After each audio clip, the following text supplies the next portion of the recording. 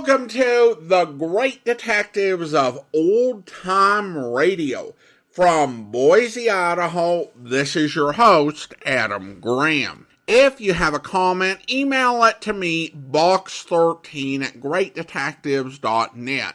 Follow us on Twitter at Radio Detectives and check us out on Instagram. Instagram.com/Great Detectives. If you are enjoying this podcast, please follow us using your favorite podcast software.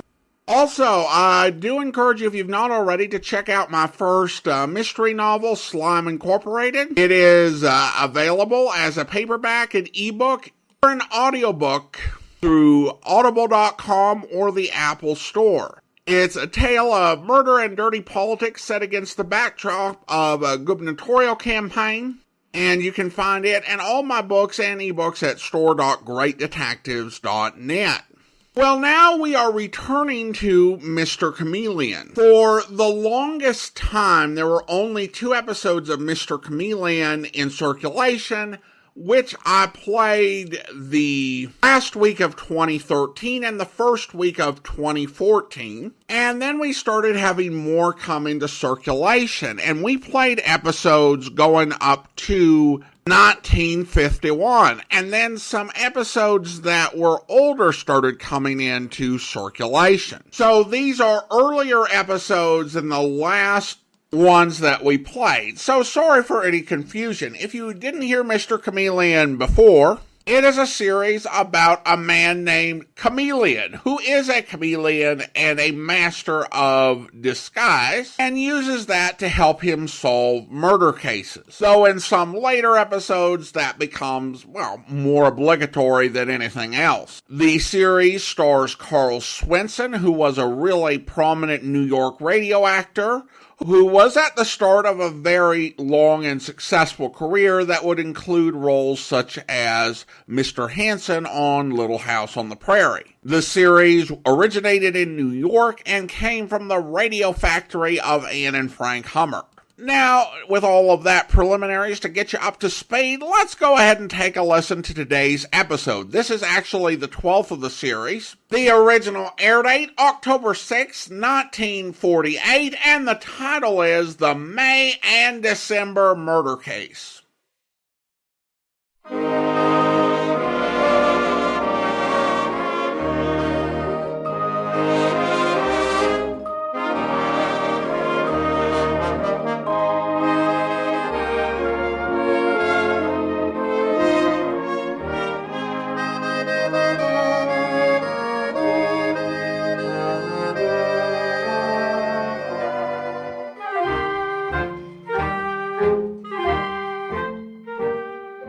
Tonight, we again present the famous Mr. Chameleon of Central Headquarters in his most famous cases of crime and murder.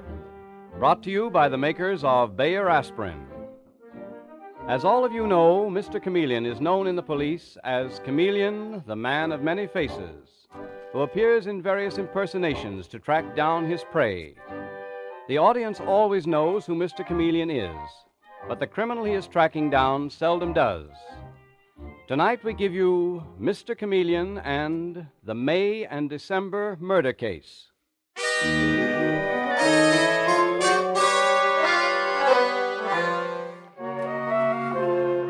Heartbreak can be such a quiet thing, unaccompanied by hysterics or even raised voices. And as Barbara Roberts sits talking to her husband George in the attractive living room of their 12th Street home, she almost wishes that he would cry out in protest. And she says to him, "Oh, George, I can't bear to hurt you. You don't know how I hated to tell you this." I'm glad you've told me, Barbara, darling. It wouldn't have helped either of us if you'd put it off. But it seems so unfair. You're such a good man, George. You've never hurt anyone, least of all me. Ever since I was a child and you were appointed my guardian, I've loved you and depended on you. But not as a woman. You loved me the way a child loves her father. I never should have married you. The fault was mine. I told you there was too great a difference in our ages. And I laughed at you. I was so positive I could never love anyone else. I was sure you would someday. That's why I insisted that if that ever happened, you tell me immediately. I suppose you want a divorce. Yes, George. All right, Barbara. We'll arrange it as quickly as possible, and don't feel too badly. It'll all work out all right. I want you to be happy. That's the important thing. George, you haven't even asked me who the man is. No. That's the one thing I don't want to know. Later, perhaps, but right now, I'd rather you didn't tell me who he is. And now, Barbara, go to bed and get a good night's rest. In the morning, we'll discuss the details. Good night, darling. Sleep well.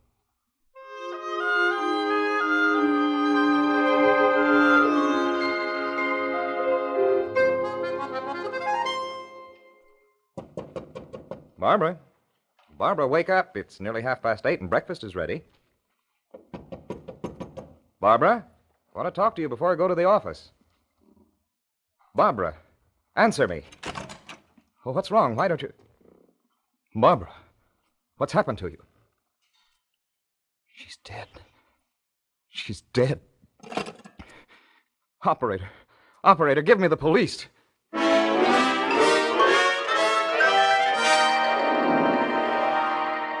And a few minutes later, still so shaken that he can hardly speak intelligibly, George Roberts kneels again beside the body of his wife, and with him is the famous detective Mr. Chameleon, the man of endless disguises, the underworld's most feared man who is saying compassionately, Mr. Roberts, you needn't stay here.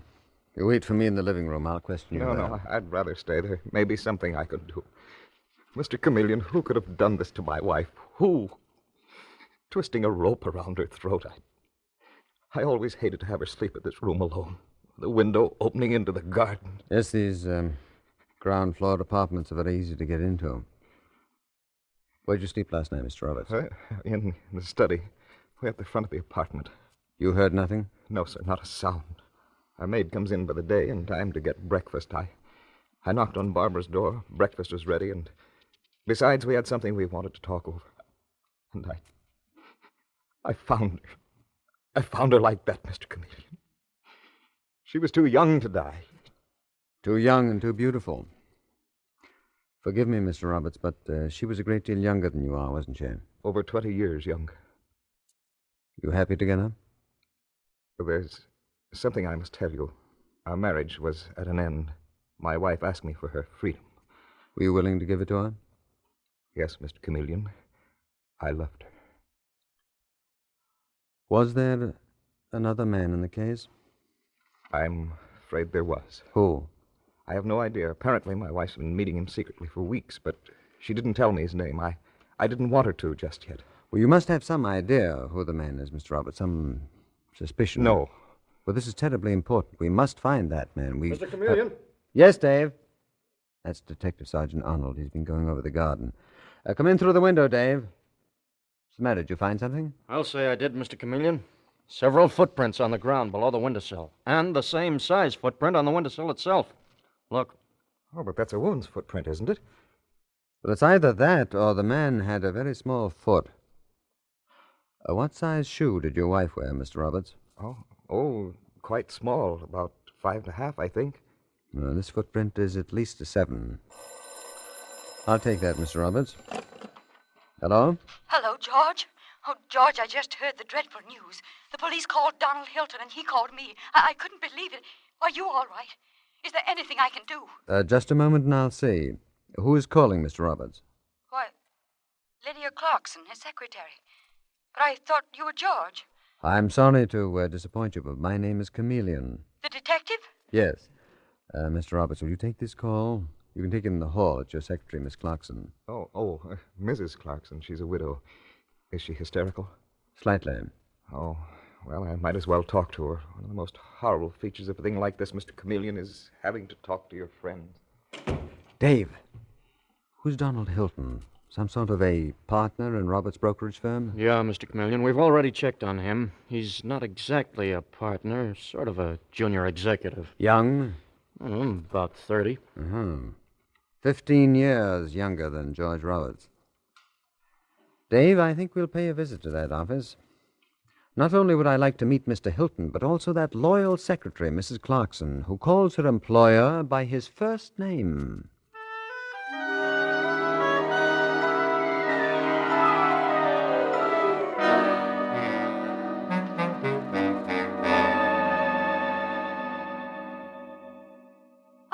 don't know what you must have thought of me, Mr. Chameleon. I mean my being so familiar with the man I work for. But I was so sure.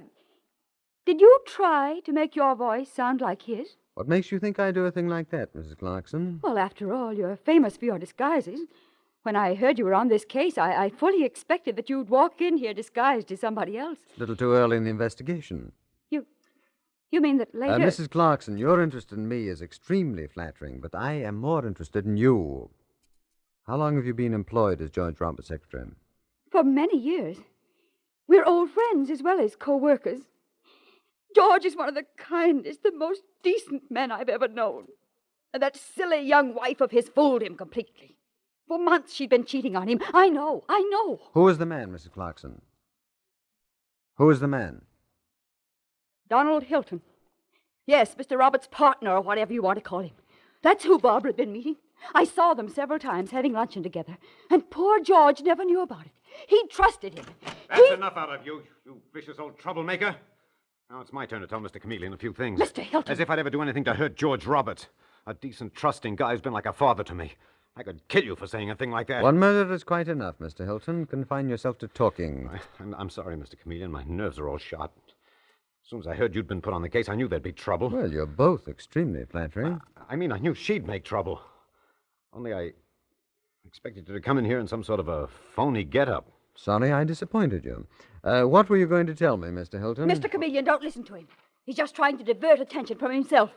Ask him if he didn't take Barbara to luncheon. Ask him if he didn't meet her on the day she was murdered. Yes, I met her, but it was perfectly innocent. A darn sight more innocent than your feeling for George. Be quiet! You expected George to marry you. You'd been in love with him for years, and you expected him to marry you. Did you, Mrs. Clarkson? Yes, Mr. Chameleon, and he would have married me if that girl, Barbara, hadn't suddenly made a play for him. She was 20 years younger than he was, and he couldn't resist it. It meant more to him than my love. I see. Mrs. Clarkson, what size shoe do you wear? What? What size shoe do you wear? A 7B? Why, yes. I thought so. Sorry, Mrs. Clarkson, but I'm taking you to Central Headquarters to hold you for further questioning.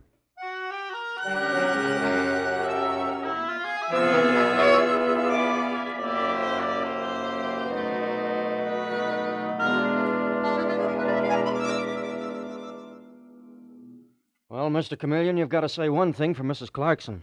She was telling the truth about Mrs. Roberts and Donald Hilton. They did meet for luncheon. 6 times.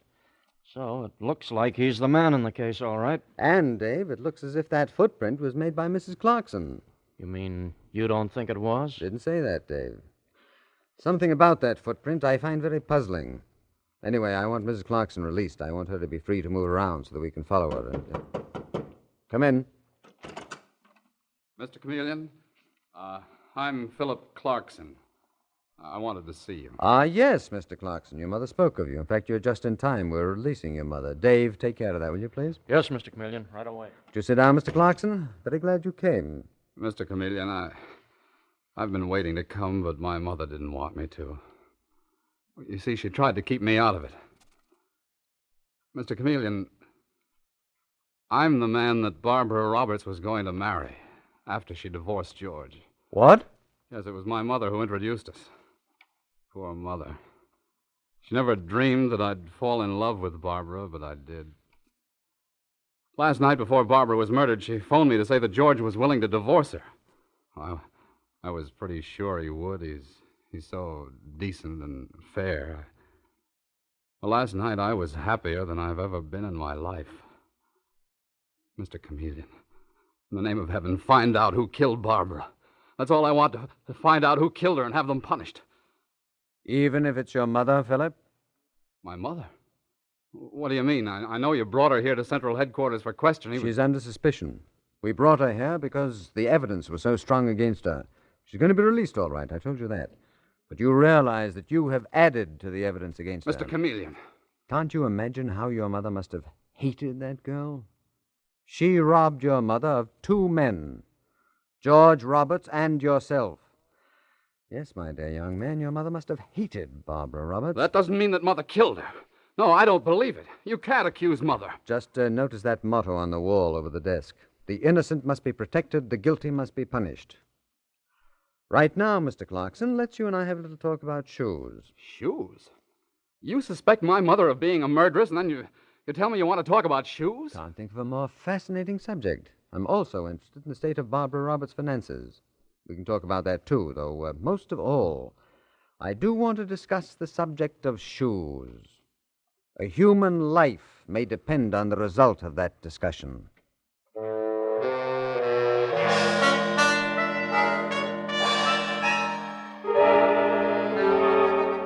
Mr. Chameleon and the May and December murder case continues in just a moment. If you have an ordinary headache right now, don't let it spoil your sleep tonight. Just take 2 quick-acting Bayer aspirin tablets with a full glass of water. In what seems like no time at all, your headache likely will be gone. The reason Bayer aspirin tablets give relief so quickly is because they start to disintegrate within 2 seconds. You can see this with your own eyes by dropping a Bayer aspirin in a glass of water. Before the tablet has reached the bottom of the glass, it will start disintegrating, and hence Bayer aspirin is ready to go to work almost instantly. Besides giving you the relief you want with amazing speed, Bayer aspirin also provides reliable relief. No other pain reliever can match its record of reliability, its record of use by millions of normal people without ill effect. When you buy, ask for it by its full name, Bayer aspirin, never by the name aspirin alone. Get the 100-tablet bottle, and you get Bayer aspirin tablets for less than a penny apiece.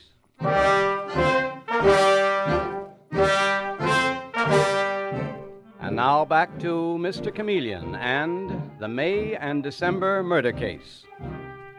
It is the following morning, and at Central Headquarters, the famous detective, Mr. Chameleon, is in the office of the Commissioner of Police. And in Mr. Chameleon's manner, there is that restrained excitement which the Commissioner knows so well means only one thing. Like a human bloodhound, Mr. Chameleon has struck a scent. So here is the setup, Commissioner. For the past year or so, Donald Hilton has been handling Barbara Roberts' financial affairs. She confided in young Philip Clarkson, naturally, since she loved him, though she never actually accused Hilton of mismanaging her finances. But you think he did, Chameleon? I think it's quite possible that is what lay behind her secret luncheon dates with Hilton. Mm-hmm. She knew that something had gone wrong with the financial setup, and she wanted to have it out with Hilton before she went to her husband. But George Roberts was her guardian as well as her husband. Didn't he manage her trust fund after her parents' death? Technically, yes, Commissioner. But Philip Clarkson tells me that Roberts put most of it in the hands of Hilton as a sign of confidence. Oh. This was his way, says Philip, of showing his faith in Hilton. And his faith was betrayed. If you ask me, Chameleon, George Roberts is one of those big-hearted suckers who are always helping people and will always be betrayed. Ah, but he is loved and admired, Commissioner. The sucker's reward. Don't be cynical. Let's see, Roberts' bank is the Gotham Trust Company, and connected with that trust department is a man named Stephen White. Oh, a friend of yours? Oh, a very intimate friend of mine, Commissioner. In fact, when Stephen White removes his straggly mustache and drops his nervous habit of repeating everything twice, you'd almost swear that we were one and the same person. What? You see, Commissioner, we are one and the same person. Oh, you mean you're going to ask the bank to send you to Mason's office disguised as their representative? Exactly, and they will.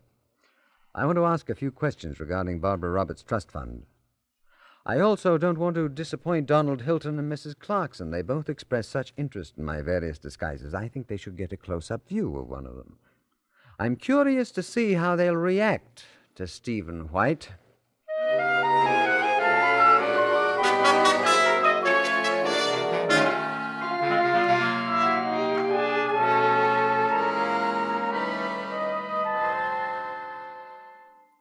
But, Mr. White, you did say your name was White, didn't you? That's right, Stephen White. I represent the Gotham Trust Company.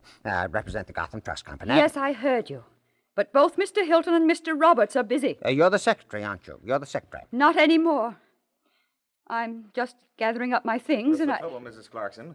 I heard voices out here, and Oh, well, who are you? My name is Stephen White. I've been sent here by the Gotham Trust Company to question Mr. Hilton. You, Mr. Roberts? You, Mr. Roberts? Why, yes, but why on earth should you question Mr. Hilton? We have reason to believe that he mismanaged your wife's trust fund. Oh, but that's ridiculous. Not at all, Mr. Roberts.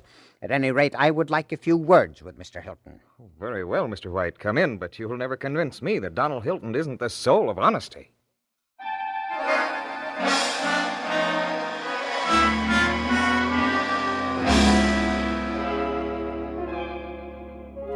is a half hour later, and Mr. Chameleon, the famous detective, in his disguise as Mr. White, is questioning Donald Hilton.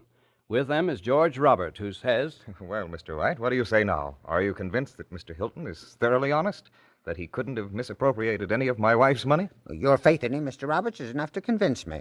Your faith in him's almost enough to convince me. Almost? What do you mean, almost? Do you mean you still think you should go through my books? No, Mr. Hilton, I am quite satisfied that everything's quite on the level. If the bank decides otherwise, that's something else again. But as I say, personally, I'm quite satisfied. Well, that's more like it. Good heavens, Donald has been like a son to me. I believe in him implicitly. I believe in trusting people. Mr. Roberts, forgive me for bursting in this way, but there's a man outside who says he must see you. He claims he's from the Gotham Trust Company. The Gotham Trust Company? But Mr. White here represents the Gotham Trust Company. I told him that. He seemed amazed. His name is Whitlock, and he insists he came to question you about Mrs. Roberts' trust fund. I don't understand it. I am the one who was sent here to talk to you, I'll gentlemen. go out and speak to him. I'm sure there's some mistake. Wait here, Mr. White. I'll be right back. It's the weirdest thing I ever heard of. The bank sending two men on the same errand. Yes, isn't it? Weird is the word for it. Very bad timing, if you ask me. Don't follow you, Mr. Hilton. Mrs. Clarkson, what does the man look like? Medium height. I think he wears a toupee. Thick glasses. Toupee. Mm-hmm. Very clever. But not clever enough. Still don't follow you, Mr. Hilton. Still don't follow you. I don't expect you to, Mr. White, but Mrs. Clarkson does, I imagine. Yes, I think both of us know who this Mr. Whitlock really is.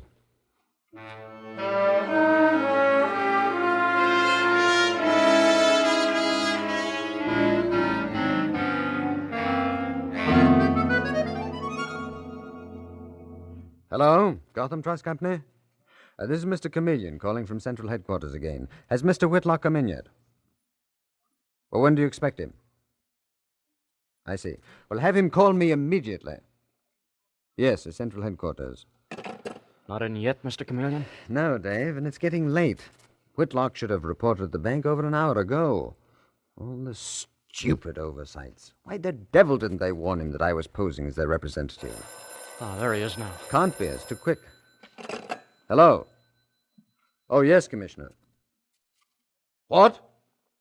When? I see. That's what I was afraid of.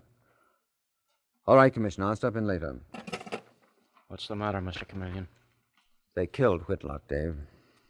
They killed that poor devil thinking it was me. The police found his body in Hancock Park. Driven out there sometime today and riddled with bullets. You want us to pick up Mrs. Clarkson and... No. No, wait, I have a better idea. I want you to make some telephone calls, Dave, to Donald Hilton, to Mrs. Clarkson, and to her son, Philip. Tell them that Mr. Chameleon wants to see them tonight at George Roberts' house between 8 and 8:30. Don't discuss it with them, Dave. Just give them the message and hang up. Mr. Chameleon wants to see them between 8 and 8:30. The Mr. Chameleon, somebody thinks he has murdered.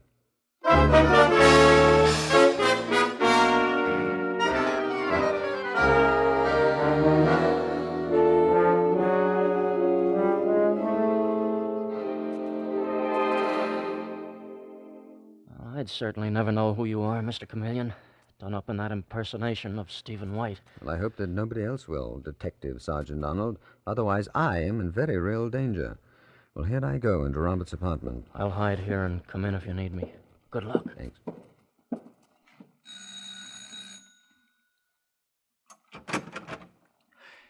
Mr. Roberts. Oh, Mr. White. I do hope that I'm not disturbing you, Mr. Roberts. I hope I'm not disturbing you, but I simply had to see you. Oh, that's quite all right, Mr. White. Come in and sit down, won't you?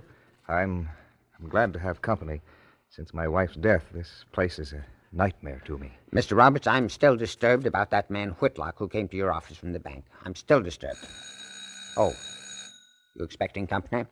No, I wasn't. The maid will see who it is. Well, as I was saying, that man who came to your office, I was frightfully disturbed. I do hope you don't think that I was the imposter. Hello, George. Am I late?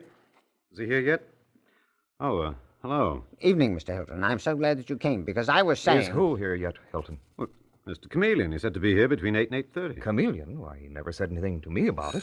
Here he is now, probably.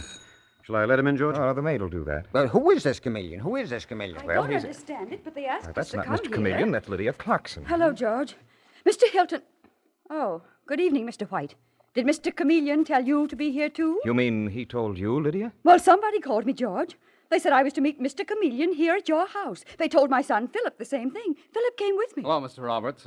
I don't know what this is all about, but since Mr. Chameleon asked me to be here... Who is Mr. Chameleon? Who is Mr. Chameleon? He's a detective. Yes, a very famous detective, Mr. White. Oh, well, in that case, perhaps I know what he wanted to say to you. What are you talking about, Mr. White? Well, you see, Mr. Roberts, in the course of our investigation of your wife's financial affairs, we unearthed several facts. Among them, a little matter of a pair of shoes. Shoes? Shoes. Also, Mr. Roberts, we learned the name of the man your wife intended to marry after she divorced you. What? Yes. That man, Mr. No, Roberts... I don't want to know who he is. Mr. Roberts... I don't want to know who he is. Please, Mr. White. I don't want to hear his name. I think you should, Mr. Roberts. I think you should. No. It is Mr. Clarkson. Philip? It was you, Philip? You that Barbara loved? You that she was leaving me for? You. That must be Mr. Chameleon. Oh, I hope No, so. it can't be, Mr. Chameleon. It can't be. I'm not taking any chances. George! Mr. Roberts. If he walks through that door, I'll shoot him down, and this time, I'll make sure he's dead. George, what's the matter with you? Are you out of your mind? Put away that gun. Shut up, you. You and your son, I'll take care of him, too, after Chameleon. George, darling. Keep away from me, all of you. What do you know about me? Good old George, so kind and forgiving, understands everything, puts up with everything. Up to a point until something explodes. That's always been your trouble, hasn't it, Mr. Roberts? That you could carry things too long and never show the strain until you finally blew up, till you struck without What do warning. you know about it, White, you little pipsqueak? I'll take care of you, too. I'll take care of all of you if I have to. But first, Mr. Chameleon, when he walks through that door. First, the great detective, Mr. Chameleon. And here he comes. Dave, don't come in. Stay out there till I call you. And you, Mr. Roberts, drop that gun or I'll shoot. You're facing in the wrong direction. Mr. Chameleon is behind you. Chameleon! Mr. Roberts, you heard me. Drop that gun. All right, now turn around. Look at me, Mr. Roberts. Do you admit to the brutal murder of your wife?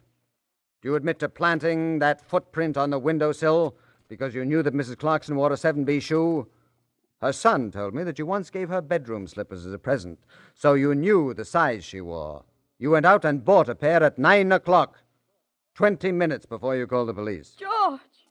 Oh, George, how could you? The murder of your wife, Mr. Roberts, was a crime of passion, but you were also worried lest she take her trust fund out of your hands, because with Donald Hilton's assistance, you misappropriated her money. But, Mr. Chameleon, he told me he was reinvesting it for Barbara's own good. He convinced me it wasn't criminal. He was doing it for her. I don't doubt that, Mr. Hilton. Good old George.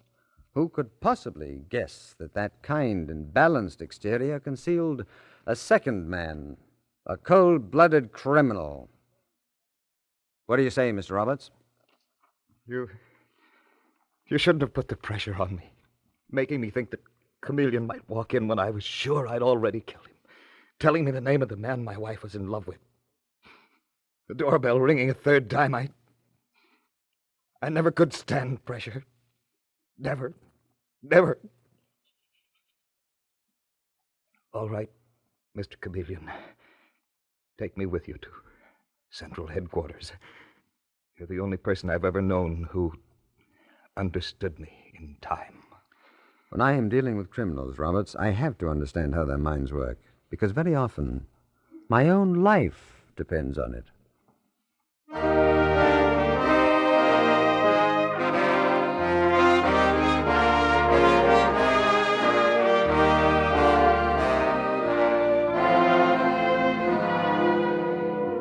And with these words, Mr. Chameleon concludes tonight's murder case.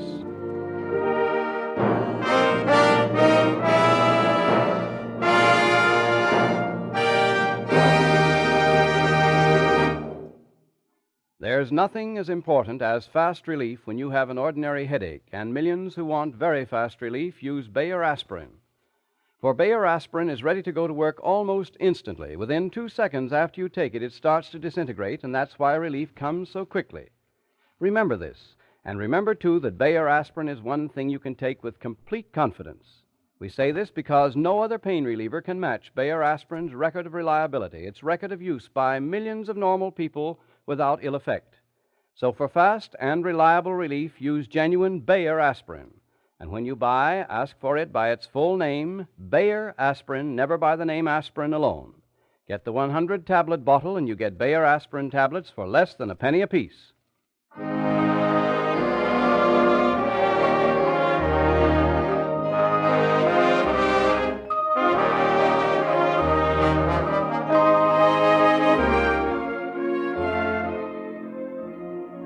Listen next Wednesday night at the same time for Mr. Chameleon, the Man of Many Faces, in The Case of Murder and the House of Whispers.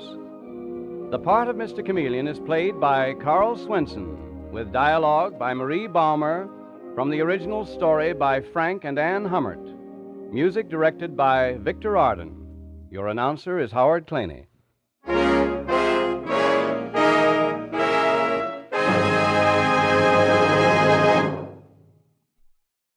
Listen, everybody. Thousands of laboratory tests on scores of individual teeth show that new Lion's toothpaste actually gets teeth brighter. 2.5 to 5.5 times brighter than any of the 5 leading brands, brighter by far than any other toothpaste. And the reason is that it's not just another old toothpaste with an added ingredient, but is completely new and radically different in formula. A new kind of toothpaste that cleans without soap and polishes without chalk. So get more brightness in your smile. Go to any drug or toilet goods counter and ask for Lion's toothpaste.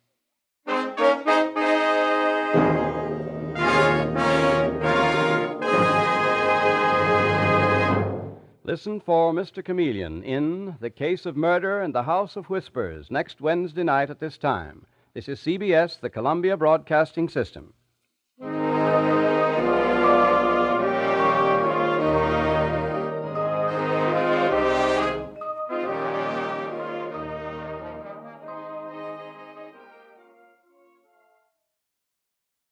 Welcome back. I actually suspected the husband throughout the episode. I think that it's practically a rule that if someone appears to be too good or too nice, that they probably aren't really.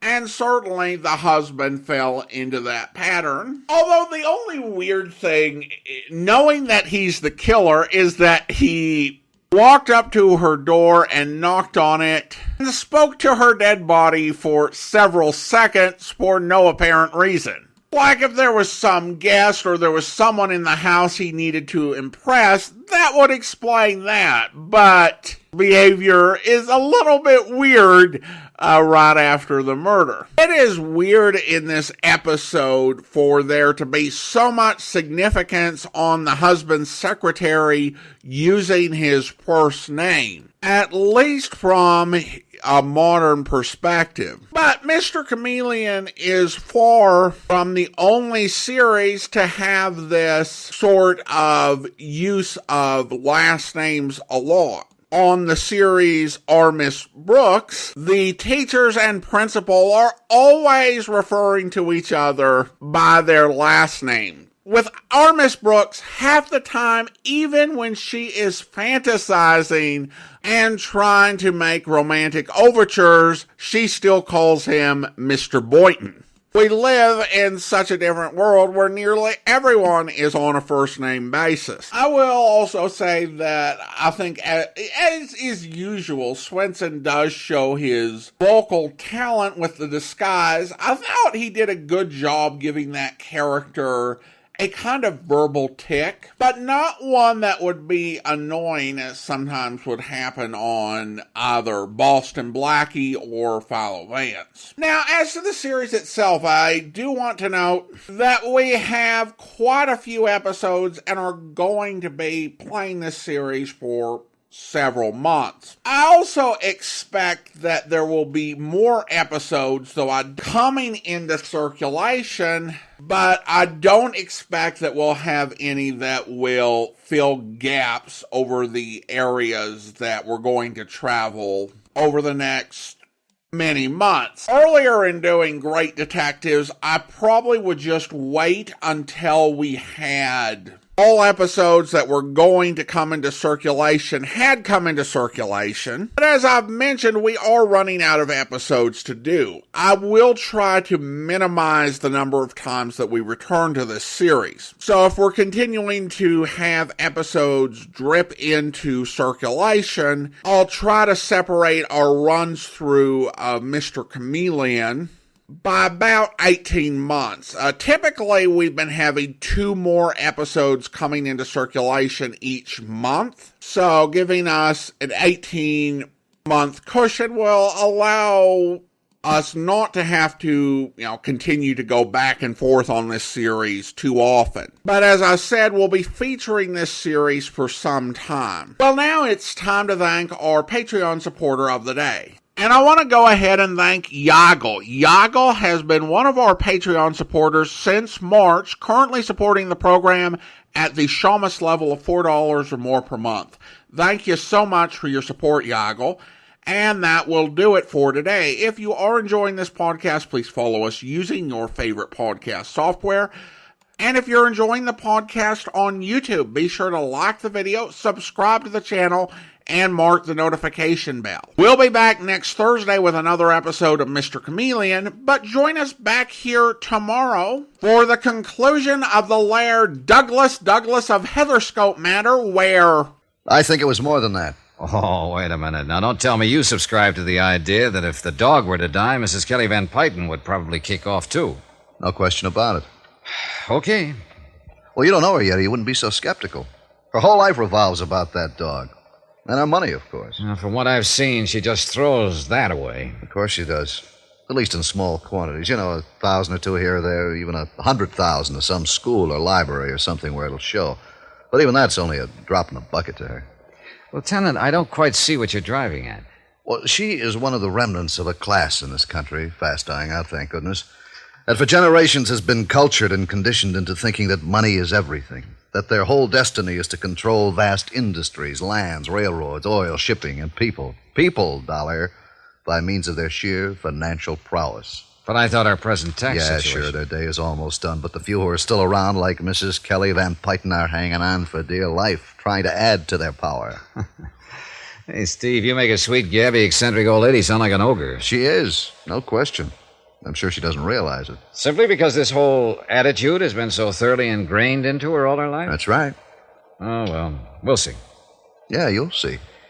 Well, look, let's get to the point. Who do you think might be trying to get rid of the old lady? I haven't the least idea. Well, no family, relatives? Only living relative is her nephew, Warren Staley. Ah. Nothing. You sure? Haven't been able to pin a thing on him.